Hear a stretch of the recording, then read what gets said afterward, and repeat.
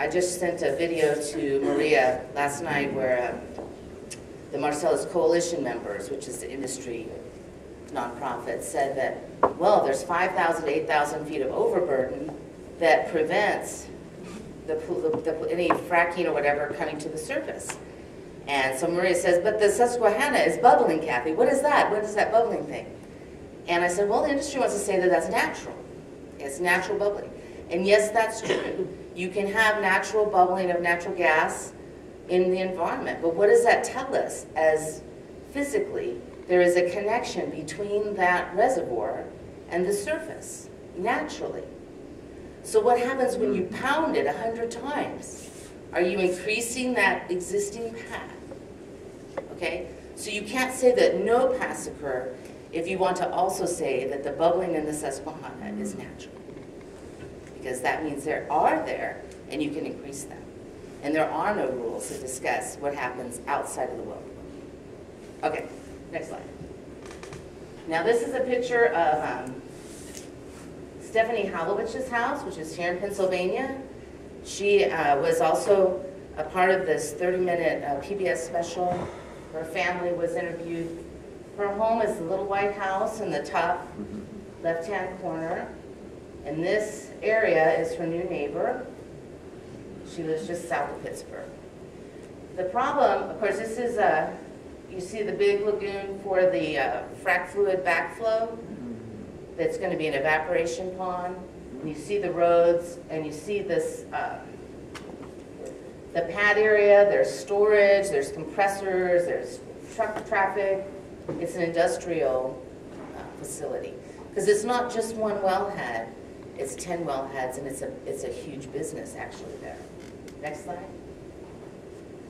This is some of the other aspects of just burning the gas before the compressors are put in or whatever, there's any type of need to flare the gas while they're doing any type of repairs or there was an accident.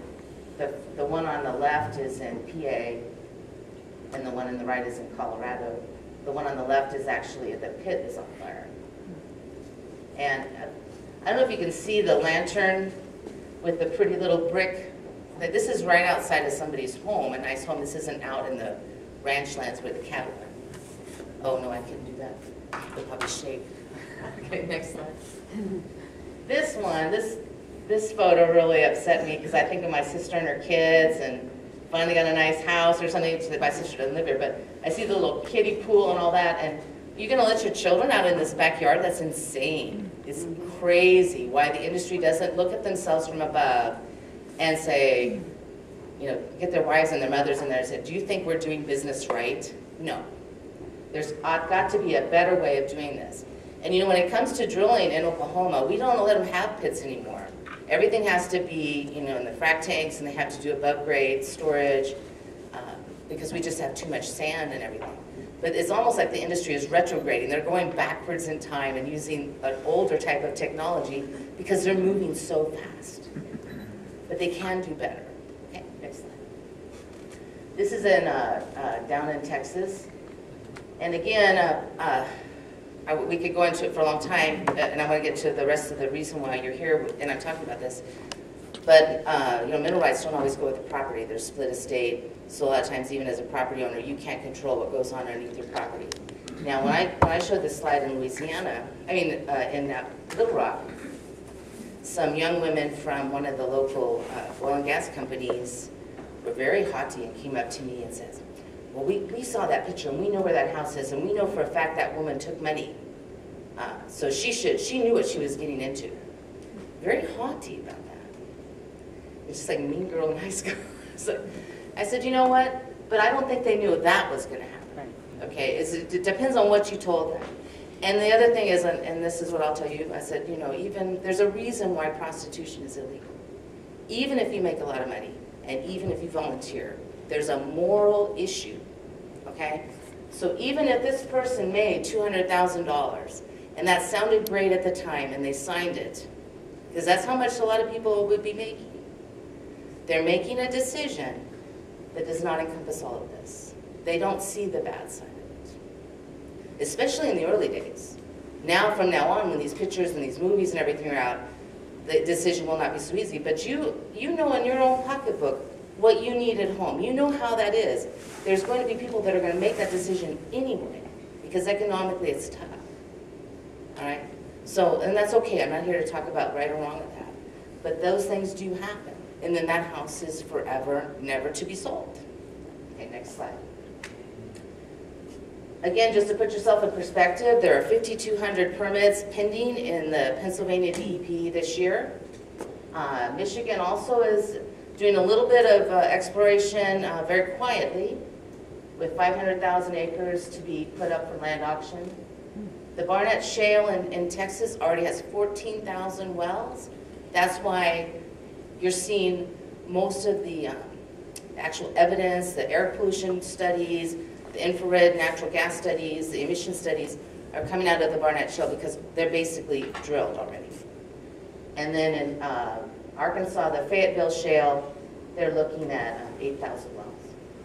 And I believe your governor just said he was going to open back up the Pennsylvania forest. Yep. Okay, next slide. We have some common issues between CAFO fighting and the Marcellus Shale people. And the reason why I wanted to talk to you is this industry has a lot more money than the agriculture industry has. So when those citizens are going to do just like what we did, is try to do local zoning, try to get state laws passed, instead of the ag industry pushing back or the Farm Bureau pushing back, these are huge oil and gas companies, and they are going to go in and they're going to suggest blanket regulation across the board, no local control. None of this or none of that, or you can't regulate land application of frac fluid, or you can't sue for more than such and such. And they're going to have to make the law broad enough that it doesn't focus specifically on oil and gas. So I think it would encompass the biosludge people and the CAFO land application people and the poultry litter people. So we need to be in coalition with our newly formed activists up there in the Northwest, teach them what we have learned working in the state, and then understand their angst and their energy and where they're going, and understand who's going to be fighting them so we protect everybody, okay? Because I think you guys are seasoned and experienced, obviously. They're fresh. They're just like you were the day that CAFO was going to be across the street. They're upset. They're worried about their children's health. They want to sell their house. They want to go, go, go. They're in that mold. You guys are calmer. You've been there. And now you're pacing it with your legislators. You're getting the work done, and you need to bring them there. You can't sell your house. Huh? And you can't sell your house. No, you can't sell your house. That's not the solution, because it's just not possible, even in the economy. Even if there was no pollution, it's not that. The next slide. So the common remedies, they use the same agency, the DEP. They actually have pretty good regulations, but they don't have good enforcement. It's the same problem, okay? Now, even though they have some pretty good regulations, they still don't regulate that mile radius problem. I think the people up in the Northwest, they're going to look for the same kind of solutions. They're going to want setbacks. You saw where those lagoons were from the house. The first thing is a setback to a person's home. And where does that happen? At the zoning board. Okay. And I said, of course, their industry, I think, will be lobbying out for little or no local control. And they have the same problems. They're going to face the same arguments. This is an economic boom to the state. These are jobs. These are good jobs. And they are. They're good jobs. They're good paying jobs. And you have to validate that. Yes, indeed, they are. But individual people are losing everything. Last slide. One of the things, I was just at the Groundwater Protection Council meeting in Pittsburgh a couple of weeks ago, and I met with the executive director of IOGCC and Groundwater Protection Council. It was a conference on hydraulic fracturing. And I said, one of the issues you're having with people that are very upset is that you guys hit them with this problem so fast, and that the people have not focused their attention on the critical issues. They're all over the board. One person's going this way, one person's going that way. They really need, from the grassroots, not somebody with a microphone, but people on the ground, they need to start coalescing their message points. and you guys know how to do that, and you can help them with your friendship. I think the second one is, the $60,000 question. If we can get zoning regs to actually work, for how long before you get sued? But I think the last bullet point, I want you to focus on that, is this type of coalition, just like when we had a coalition with the sludge people, it helps refine our messaging to the legislature, to the press, to young people that are interested in getting involved in something, because we're sharing our knowledge and our experience. And we're sharing our grief and our angst. And by sharing it, it kind of brings it down to the level we can control it and do something positive. And that's what I came to tell you about. That's it.